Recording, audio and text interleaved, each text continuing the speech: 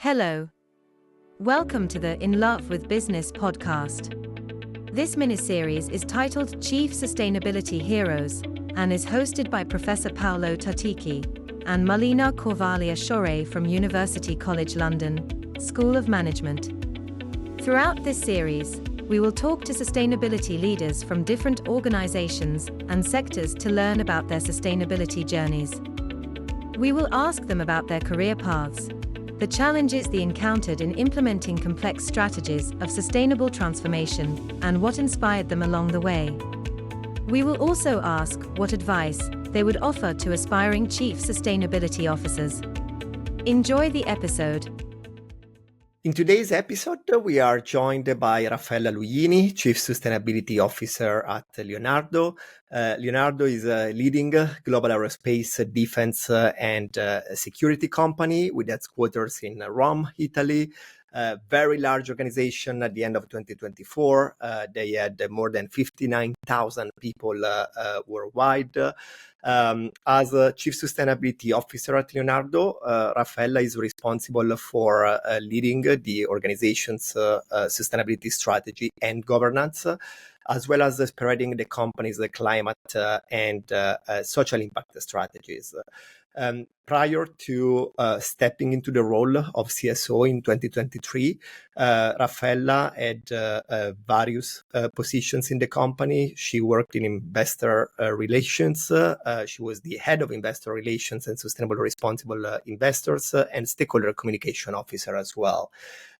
Today, she also serves as a member of the supervisory board of Hensoldt AG, a German defense company. Raffaella, it is truly a pleasure to have you in our show. Thank you, Paolo. Thank you, Melina, for inviting me. Thanks. Thank you. So my first question to you, Raffaella, is a very simple question. Can you tell us more about your background and your path of how you became a Chief Sustainability Officer? Thanks, Paolo. I guess it was somehow written in the stars because I actually started for Leonardo at Eni, the oil and gas company, as investor relations. I had a long career, professional path in investor relations and financial communications before having other roles. And during my years in investor relations, I actually happened to deal with not only, of course, investors and analysts on the financial side, but it's more than 10 years now, more and more also dealing with governance topics. So I'm just getting to the ESG of governance because in our company, in our industry, but it's not only the case for the aerospace, defense, and security industry. I would say the first ESG topics, sustainability topics, have entered the companies from the market, dealing with topics related to ethical behavior, compliance, corporate governance, compensation. And so at that point in Leonardo, the management, the board decided basically to enlarge the mission and the scope of investor relations I was heading, also to the social responsible investors. And so that was, let me say, years ago, the first formal step for the company and also for myself to get formal responsibility on sustainability. What I would like to share with you is the fact that at the time, and it was not so many years ago, it was a lot about G. It was there was a limited exposure to the S of social, but there was almost nothing about environment. Of course, I'm talking in the shoes of a former IR of aerospace, defense, and security company. But at that time, environment was really, really marginal, really minor, almost nothing, let me say. But I'm sure we will touch about that later in our conversation. Today, the mix, it is much different. And not the environment, but the climate and the nature topics are definitely predominant in the current scenario. Then going back to your question, Paolo, I also covered other roles, and as you remind, I took over as a chief stakeholder officer of the group. So I was in charge at a certain point, not only of investor relations and sustainability, but also other stakeholders, so communication, institutional, public affairs, and so on. It was a first move, I would say, and for me, a great experience to approach the professional activity and the engagement in the perspective of stakeholders and not only shareholders, which today are addressed by the sustainability activity, where at that point, for the first time, it was only in 2018, put under the responsibility umbrella of one structure that I had the honor to lead. Then I also had an different experience, which I have to say, all of them today as CSO of Leonardo, I really feel beneficial for what I'm doing today in the company together with my team. In corporate heritage, in the corporate foundations, and then in one of our great operating businesses like the space, which is one sector, that is really leading at the moment the sustainable evolution of the business and also of the society, I would say. And as you know, Raffaella, the title of this special series is Chief Sustainability Heroes. Yes, and I like it a lot. That's because I guess after having researched and studied sustainable transformation in many organizations worldwide.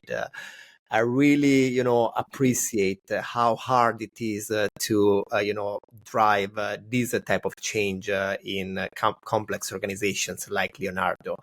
And in the book that we just published with Melina, we basically say that one of the key really the features of a CSO is passion. Is passion for for the agenda, passion for the objective, and I guess I really would like to understand where your passion is coming from. This is a wonderful question, Paolo. Thanks. I guess, first of all, passion is a trait that in general characterize my way of being. I have as a human being, as a person, first of all, but I often say to my teammates that I'm very lucky because I really like what I do. Not only today, I have to say I've almost always liked what I've done and I was doing also in the past. It is passion is an important element. You need, I would say, to believe in what you do, and in the case of sustainability today, this is even more true. I often make a parallel because at least this is what I feel in my professional and personal experience. When I started doing investor relations, so working in listed companies, at the time in Italy, there were not many big listed companies. So let me say the culture, and this is a key word, the culture of the market was not so spread over, so common. Then the culture has evolved, and now we have a very solid knowledge and culture of listed companies. Sustainability, to me, is a pretty similar path, cultural path, 10, 15 years later. So basically, when I was called to cover this role by the CEO a bit less than 1.5 years ago, at the beginning, I was a little bit surprised because I said, no, again, I'm going to start from scratch, another pioneering activity inside the group, promoting something that is relatively little known within the company, and not only our company. Again, I have to, in brackets, fight to affirm the importance of being sustainable, targets, and so on. Probably I would have preferred, let me say, something a little bit more consolidated and mature. But that is my destiny. I've always I've always been assigned role where you have to do startups. Probably is among my skills, and now again, 1.5 years later, I'm incredibly happy, and I have to say satisfied. Of course, there's a lot to do, but what I'm seeing is that the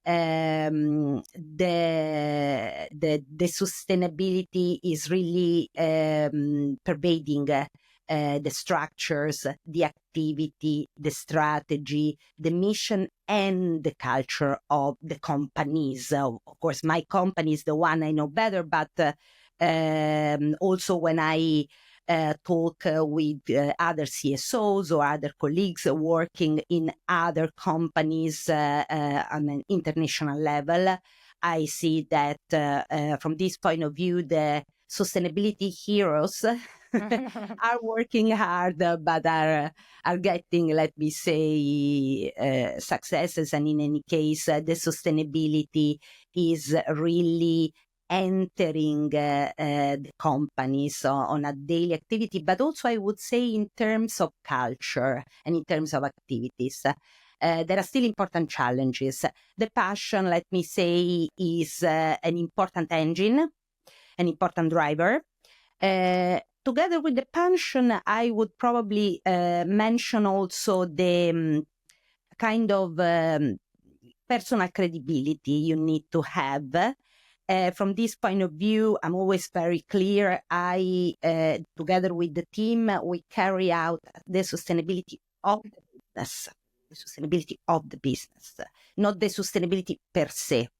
That is something that can be good, that it is important, but it is different. And for a company like ours, or in any case that is listed and has different kind of stakeholders, customers, investors, we really need to translate the sustainability in sustainable business, in business opportunities, and overall a wider meaning of value creation that is concrete, tangible, and measurable.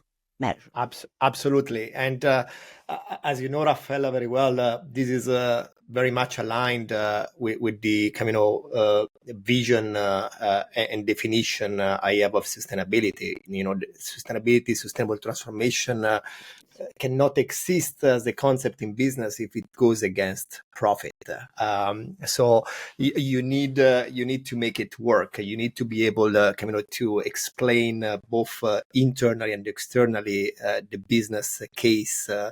Using a traditional business language, Exactly. and I guess you need to be able to demonstrate that sustainable transformation at the end is a driver of value creation, and is something that has a positive impact on the competitiveness of a company and ultimately on the profitability of a company. And I guess maybe you don't want to brag, but I can say that Leonardo is definitely an organization that in the industry has emerged as a sustainability leader in the recent years. If you look at your ratings and rankings, I guess your commitment on this topic is real, and I guess that is probably the best proxy of not only your passion, but the passion of your team and the rest of the leadership at Leonardo, Yes, starting, of course, from the CEO, who I know, well, and I know totally true. himself is very much, Yeah. driven and passionate about the topic. Melina, over to you. Sure. Yes. Well, just to build off that last question, and I think hero is an apt description given the task and just the scope of this work. And given how multidimensional sustainability is and how much it's evolved over the years, as you mentioned, how do you describe the role? Like, how would you define the role of Chief Sustainability Officer? I've been thinking about that. I would say that there could be many words, of course. I would use orchestrator and a strong promoter and concrete testimonial of what you ask for as a CSO internally to all the different functions and all the different businesses, including the company and the business portfolio of the company. Orchestrator in the sense that in Leonardo, I'll explain a little bit, I'm responsible for a central structure that basically set as part of the overall strategic and industrial plan of the company, the sustainability strategy, the sustainability targets, and of course the actions and the sustainability plan.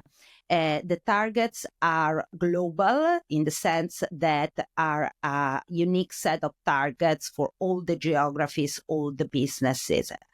And so being the CSO of this structure mean to have an important overview, to drive, to set guidelines, and a lot to push so that everyone work in line in order to get those targets. Mm-hmm. Of course, the contributions of the different businesses and the different central functions to the different targets we have in planet, prosperity, people, and governance are different according to the nature and the mission of the different businesses and the different functions.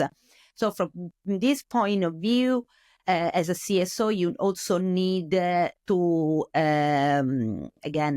propel and to push forward and also to help and support together with the team, of course, the different actors in order for them to march and walk together towards the target themselves. But again, I'm not alone. I have a wonderful team I'm working together with. And so we have to act, let me say, many different skills during the day according to the different situation. Of course, also according to the different steps we're taking and the different phases of the cycle of activity we are living in any different moment. For instance, in this period, the company, as many others, is finalizing the update of the budget plan and industrial plan, the 5-year on a rolling basis. And accordingly, we are updating our 5-year sustainability plan, which is integrated into the strategic and industrial plan. Also considering, as you know very well, that sustainability has not a 5-year time horizon, but much longer than that. So in the companies, sometimes there is the attitude of having the milestone of the end of the year, the first quarter or the second quarter to come. So sometimes it is difficult to discuss and ask for 2030, 2050 targets or time horizon.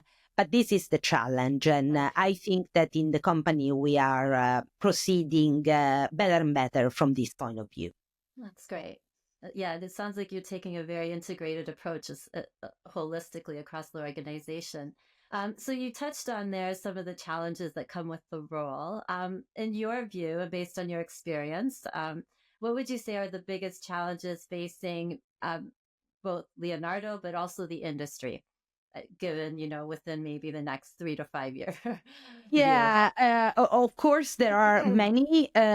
Probably in this very moment, looking at our sector, the market, the geopolitical scenario we're living in, and our company, I would say that the most challenging, the biggest challenge we're facing is to manage effectively the decoupling between the growth that the company is experiencing and expecting and a sustainable growth, meaning especially in terms of use of resources, limiting the negative impacts on the context, on the terms of biodiversity, in terms of decarbonization. Of course, it is very difficult to manage a growth plan, which is the one we're living through, significant growth, I have to say,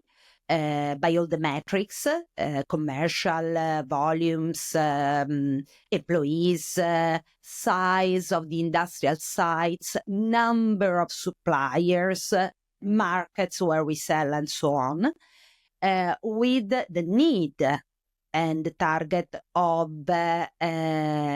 limiting, reducing the negative impacts, water, waste, energy, CO2, but also social impacts, and this growth in not in relative terms, of course, also, but in absolute terms. This is where not only Leonardo, but most of the companies and most of the industries are really fighting and trying to find a way, basically. And to me, this is the biggest, one of the biggest changes, structural changes I'm seeing in the business context. But it is a very, very interesting moment. I often say that probably this is the best, at least as far as I can forecast, one of the best moments to do sustainability of the business, not only in our industry, but in general, because the world is changing very fast. The requirements, the sense of urgency for topics related to sustainability, not only environmental or climate sustainability, but also social, are growing more and more, are becoming more refined, more articulated. And so this is the moment where, to me, you can experience the most, I feel. And I'm glad that you spoke about the topic of decoupling, because I think that's kind of really is really key. I guess yes, sustainability is important, but it becomes really meaningful if you're truly able to decouple your impact as an organization from your growth, because growth is essential for any business. So with the hope and wish that businesses around the world keep growing, what we don't want is, of course, the negative impacts to grow with them. I guess if you think about it, this is this idea of decoupling is kind of really about reshaping capitalism. It's kind of really a meaningful, profound ambition that I guess collaboratively the business community is trying to engage with. I guess something that I always find fascinating, and this is the second season of this podcast show. So we have, already interviewed a number of sustainability leaders from different organizations and regions. We appreciate that all of you come from kind of different backgrounds and kind of different work experiences. But it kind of seems interesting that also the skills that are needed in the job are quite probably diverse from traditional business functions and business roles. So at this point, you have been in the position for a couple of years.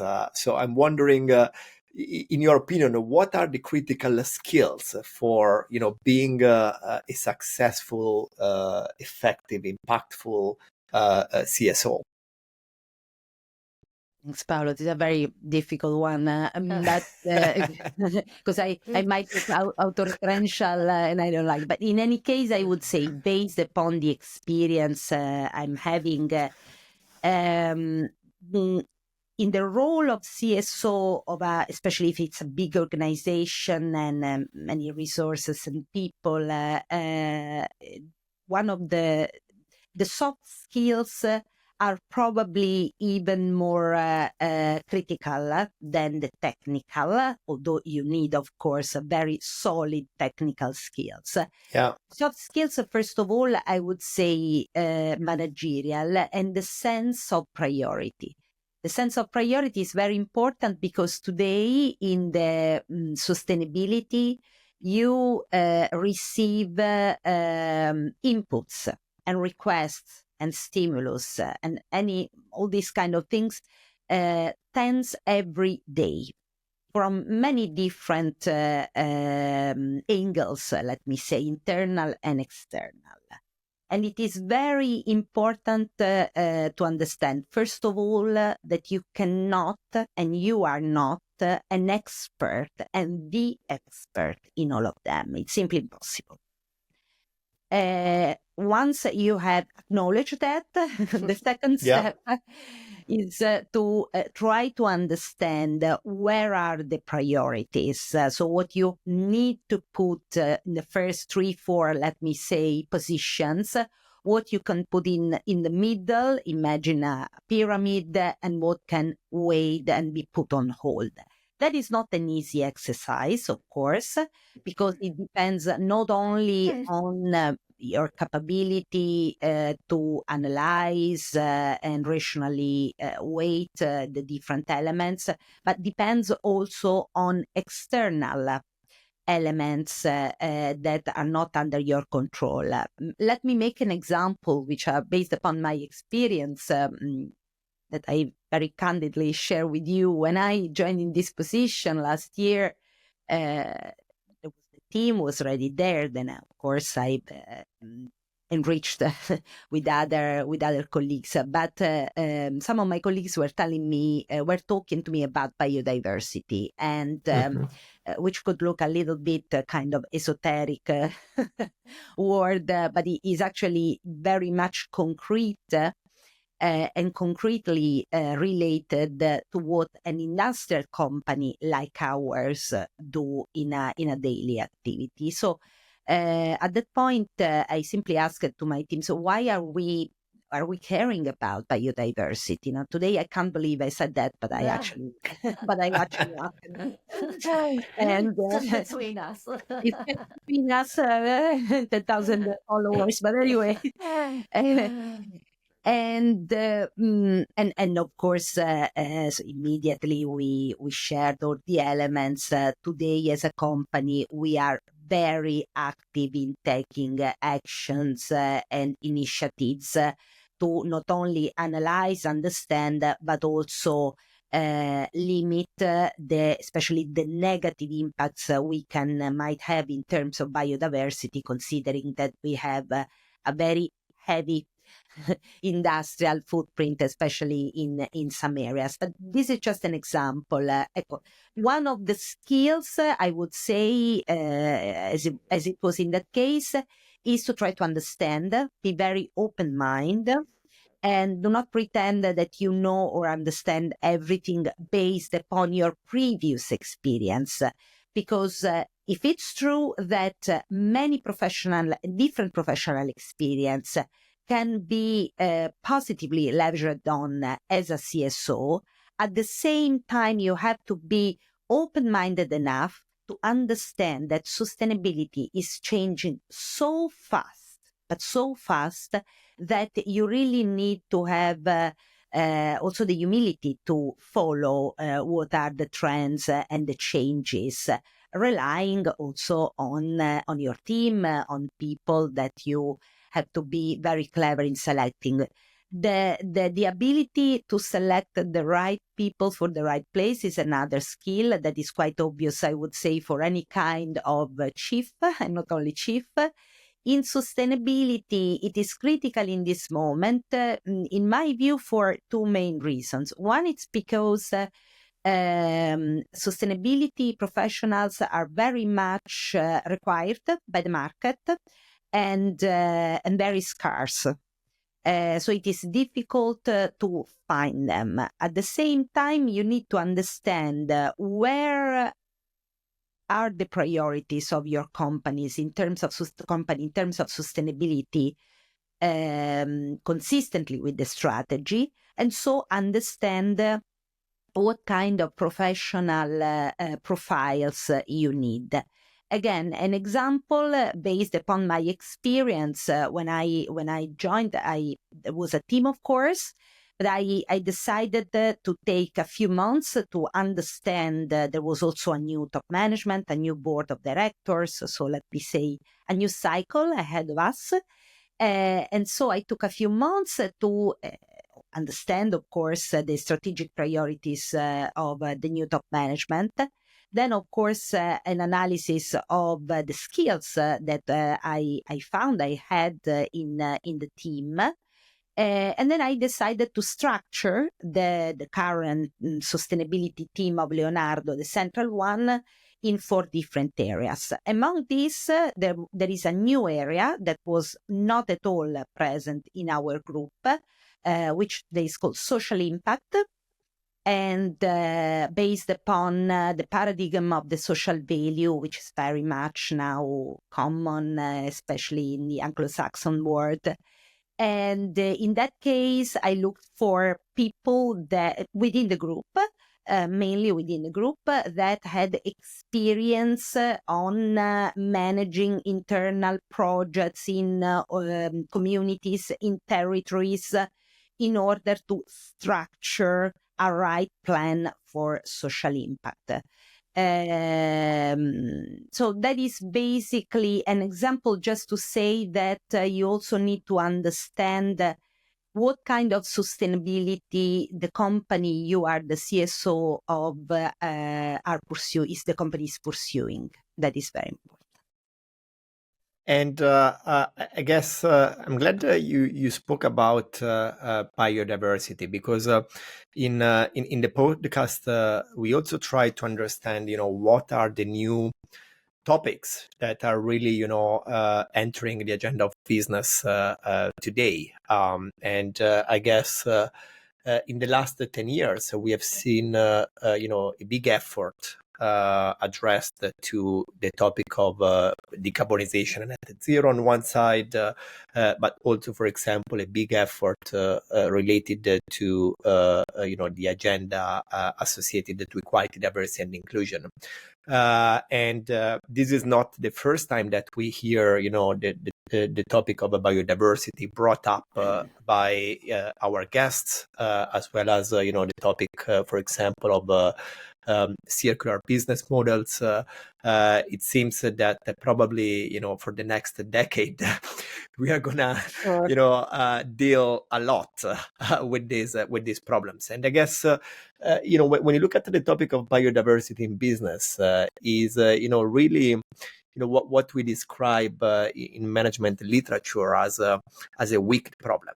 So you kind of know that you have a problem, but you not only you don't have the full knowledge you need to address the problem, but you also don't have all the knowledge you need to fully understand the problem. So it really calls for a learning process, and And I believe, there is a lot, in the next years that organizations will be able to learn from each other, from universities. I guess this is, really another exciting space for all of us. I totally agree. There's a going back to the example of what's biodiversity.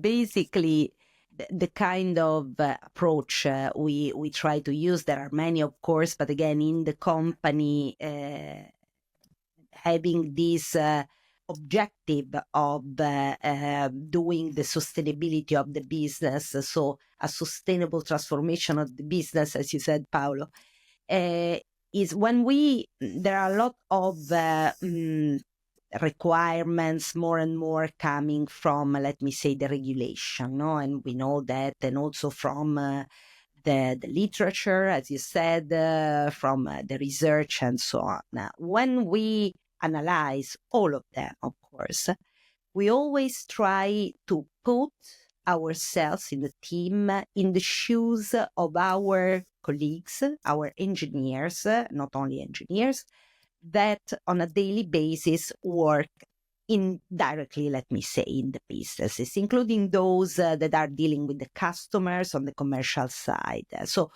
the exercise, but it's not only an exercise, it is actually what we try to achieve is to combine this apparently literature perspective or regulatory perspective with the concrete activity of the companies. And the great surprise is that these two words, or let me say the topics who are behind these two words, are much more closer to the business people than we might think at the beginning. If we talk not in theory about the beauty of the circularity, which seems a little bit naive, if you want, but if you talk in term with the procurement people, with the engineering, with the production and operations, about the critical raw materials, the need to improve the efficiency in procuring and using critical raw materials. Aluminium, I'm not talking about exotic materials. Aluminium, very simple and basic raw materials that are in many of our activities really critical. And so if you start talking about the need of improving the processes in order to find a way to use more efficiently, not only the raw materials, but also the recycled materials, and so the circularity processes and so on, you start to understand and you discover that you are talking the same language. And it's not the language of the sustainability team and the language of the business and the operation colleagues. It's the same language. In that case, to me, is a good example. It's not the only one, of course, of doing the sustainability of the business. But the same goes, let me make another example, I think could be useful to share. When we talk about the climate change, the climate action, it seems something very high, also very, very green, and it is. But in our case, now that we're carrying out our new, brand new climate risk scenarios for Leonardo, physical risks and transition risks. We use a lot water, not only for our sites, scope 1 and 2, but also for the functioning, for the operations of the site, but also for the operation, the production processes. Now, since water is very scarce and is becoming more and more expensive, and we have, of course, a target of reducing the withdrawal of water and so on, we have not only to improve the use of water in the sites, but also we need to change and improve the production processes, reusing the water or reducing the amount of water we need to get the same production, let me say. So this is really going into the sustainability of the business. It is going into the production processes. There's nothing more business than that. Those are really good examples of how sustainability is really integrated into the business. So sustainability, we often talk about it as a journey, and every journey obviously has its ups and downs. So on this journey, how do you, especially in a company the size of Leonardo, 59,000 and growing, how do you engage employees on this journey to be part of, contributing to the agenda, the strategy, and the goals, especially those who do not have sustainability within the title, perhaps, of their function or their role? And then related to that, how do you stay motivated and how do you keep your employees motivated when you are facing challenges along the way? Yeah, thanks, Melina. It's a question I like a lot. I would say two words. One is governance and the other is education. Governance in the sense that, of course, being our company very big, different geographies, many different industrial sites and businesses, you cannot pretend to manage the entire sustainability from one building in Italy with a team, although very clever and skilled. Mm-hmm. So the first thing I've done in agreement with the management was to set up a governance for the entire group. So I'm in charge of the group strategy, but and the team is central. But over the first year of activity, we have deployed mirror sustainability structures in all the operating entities of Leonardo Group.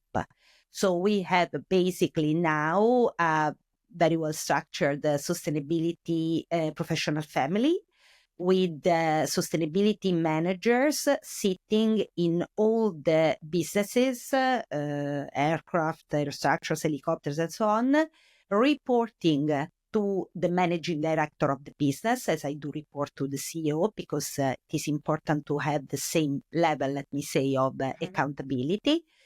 And in addition to that, we have also defined sustainability managers in each central function of the group, from the legal to the HR, D&I, in all the geographies, UK, US, and so on. This is important because you need to be recognized and identified as a function and one of the levers, actually, of the strategy of the group. Sustainability, that is sustainability today, Leonardo. And as we said at the beginning, integrated with the overall strategy, with one unique strategy, industrial and sustainability plan. So governance is, let me say, the first way to walk through this journey. The other is education and training. Mm-hmm. What we notice, and actually what we received as an initial feedback when we started 1 year and a half, 2 years ago, was a strong demand for knowledge, really. About what is sustainability, what we have to do, what are we requested for, what are the targets, where do we have to focus our efforts, okay? Mm-hmm. From this point of view, I have to say that the word sustainability doesn't help so much because it is too much used and abused.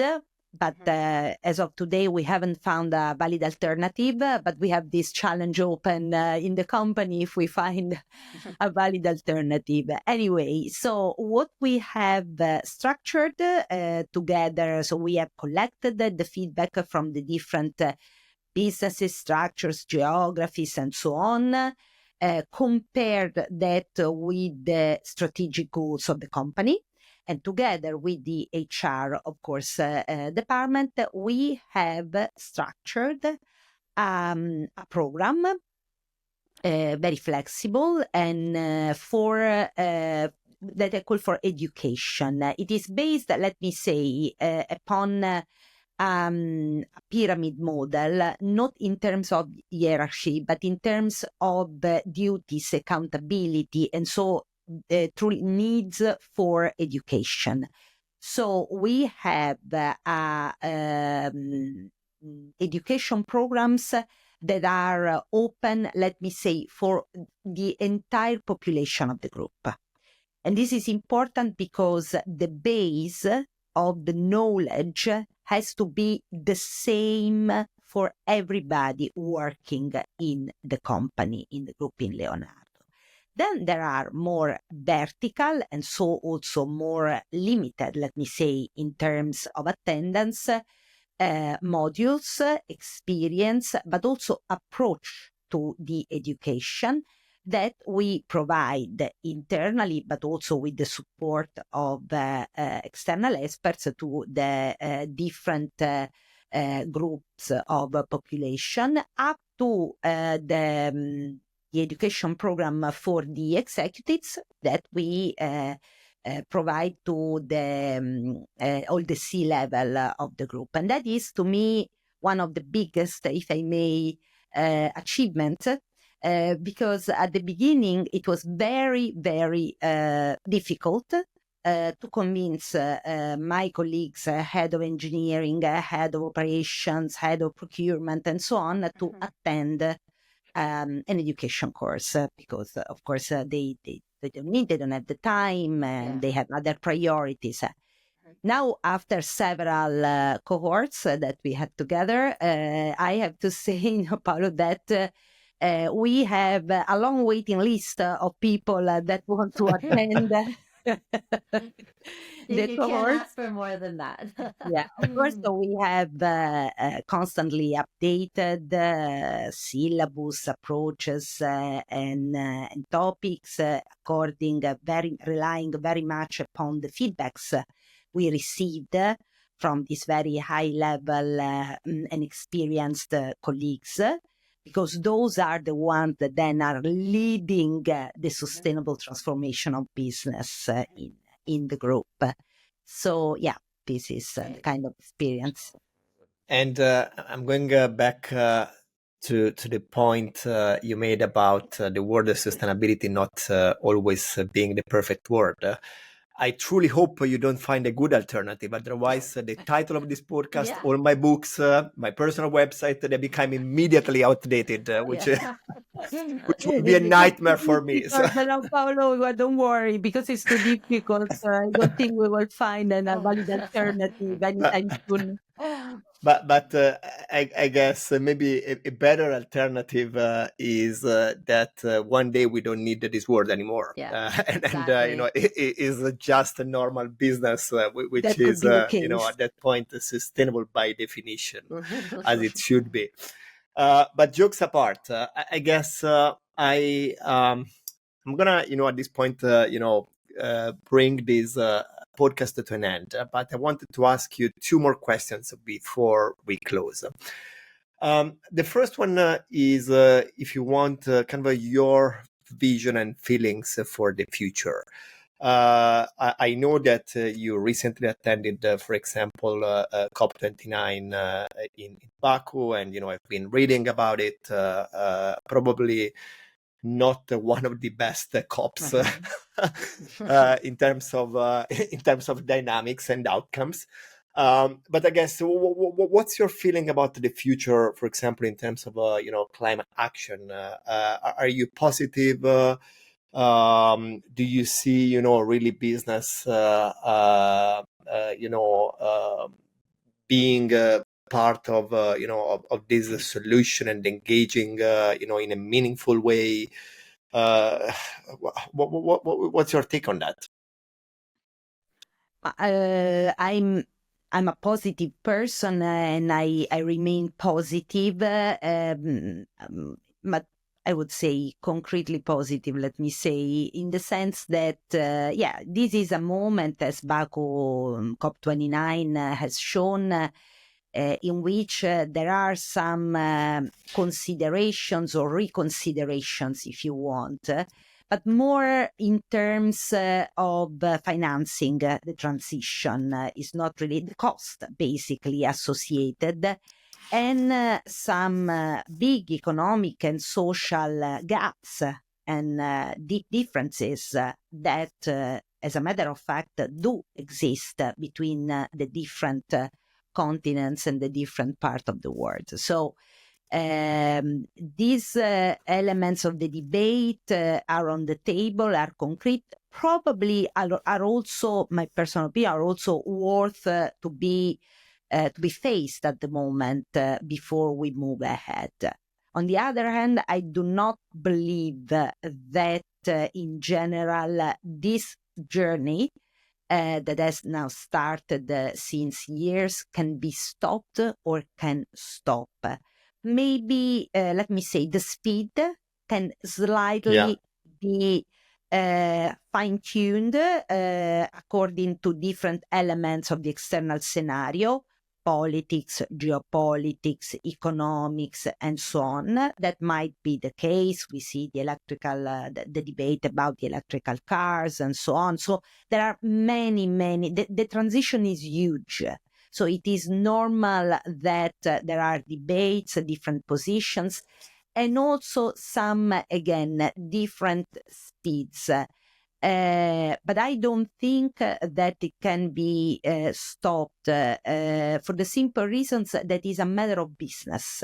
And unfortunately, when it is a matter of business, it can, and it is a matter of social value.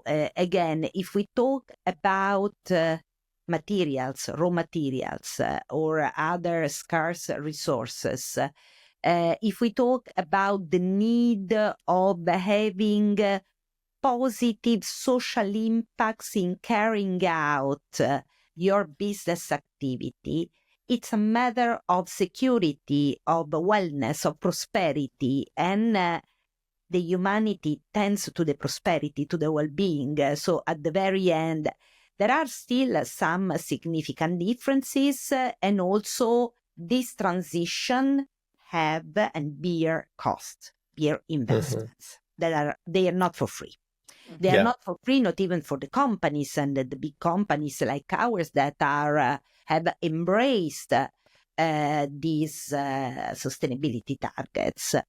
But again, the cost and the investments you don't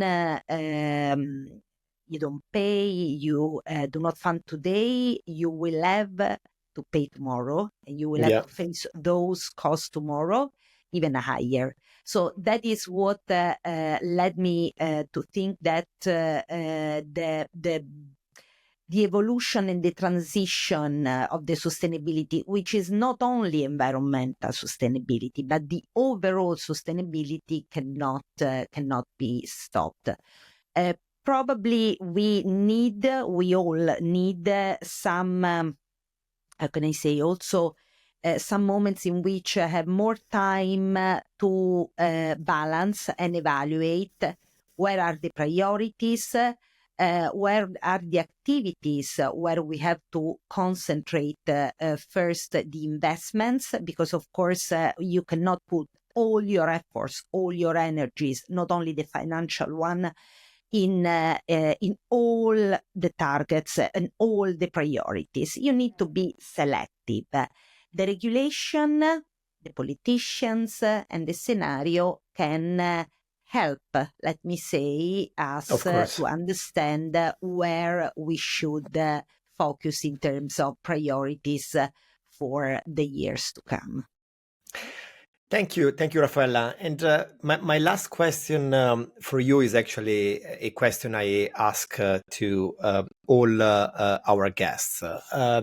We know that this podcast show is followed by not only many sustainability practitioners, but also, many young people who are, I guess, planning a career in the sustainability field, probably, aspiring to becoming a CSO one day.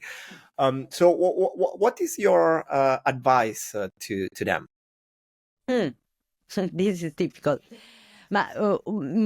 Based upon my experience, I meet a lot of young boys and girls, colleagues, and what I often say is that they are how can I say, nativi, sustainably Native. nativi, Yeah. esatto, natives, sustainable Kind of natives. sustainable natives. Exactly. So probably they have less, let me say, to learn, and no need for my advice. But apart from that, um, first of all, I think that you need a strong dose of curiosity and will and desire to understand, going beyond the traditional schemes. This is true for sustainability. This is so true also for the other transition, the famous twin transition, which is digital, basically. No, today it is important to switch to the fact that we are in more and more in a digital world. So all the classical things and activities on a daily basis, which we used to carry out on a physical way or whatever, now you can do the same and even better and even more based upon digital tools. For sustainability, I would use the same kind of mindset, the same things you used to do, you used to think, you used to aspire, you can do it thinking sustainably. I don't think that you need to have specific vertical skills to do this. I don't think also that you need to study to become a CSO, because honestly, it is an activity where you really need transversal thinking, not the lateral, but really the transversal thinking, an approach very transversal. Very multi-domain, I would say, using a word that we use a lot in our business and in our industry. A final word I would say is that I'm not a fan, and personally I do not believe in the ideological approach. When I meet with people, not in my company, I have to say, but outside, that are obsessed by the sustainability per se, I become a bit skeptical because for me is personal view, so I might be wrong. This is of course based in the shoes, that is in an industrial company. Is not the most successful way to engage other people on sustainability, being clients, colleagues, employees, whoever. Ideology is never an element of engagement and attraction, in my view. We have to be more inclusive and concrete when we talk about sustainability. Fantastic. Raffaella, thank you very much for being a part of our show and for sharing all these very interesting insights, and really congratulations for the good work you are doing at Leonardo. Thank you very much. Yes, Thank you, Paolo. Thank you, Melina. It has been a very enjoyable conversation, and thank also to all the sustainability heroes that are following us. Ciao. Thank you. Thank you for listening to this episode. If you enjoyed this discussion, we invite you to like and share this episode on your social media. Enjoy the rest of your day.